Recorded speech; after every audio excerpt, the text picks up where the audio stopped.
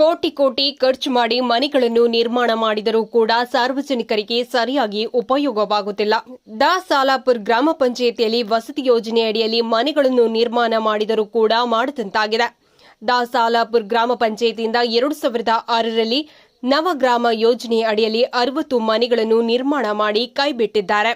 ಹಾಗೂ ಅಲ್ಲಿಂದ ಇಲ್ಲಿಯವರೆಗೆ ಸಾರ್ವಜನಿಕರಿಗೆ ಸರಿಯಾಗಿ ಕುಡಿಯುವ ನೀರಿನ ವ್ಯವಸ್ಥೆ, ರಸ್ತೆಯ ವ್ಯವಸ್ಥೆ ಹಾಗೂ ಮನೆಗಳಿಗೆ ವಿದ್ಯುತ್ ದೀಪ ಇಲ್ಲದಂತಾಗಿದೆ. ಮನೆಗಳನ್ನು ನಿರ್ಮಾಣ ಮಾಡಿ ಫಲಾನುಭವಿಗಳಿಗೆ ಹಂಚಿಕೆ ಮಾಡಿದಾಗ ಕೇವಲ 2 ತಿಂಗಳು ಮಾತ್ರ ವಾಸ ಮಾಡಿದರು.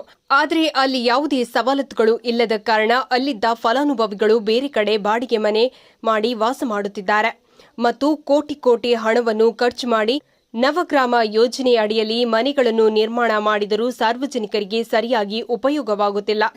ಇವಾಗ ಆ ಮನೆಯಲ್ಲಿ ರಾತ್ರಿ ವೇಳೆ ಅನೈತಿಕ ಚಟುವಟಿಕೆಗಳು ನಡೆಯುತ್ತಿದೆ ಎಂದು ಗ್ರಾಮಸ್ಥರು ಹೇಳಿದ್ದಾರೆ. Santosh Sharada, STV news.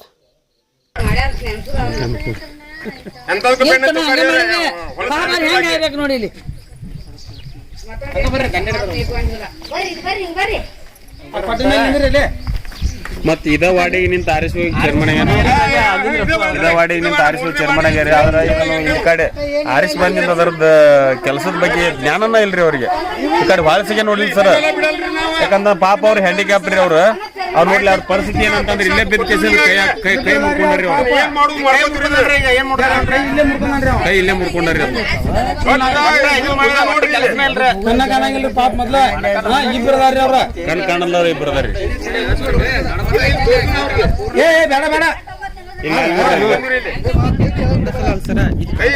ಈ ಮನಿ ಪರಿಸ್ಥಿತಿ ನೋಡ್ರಿ.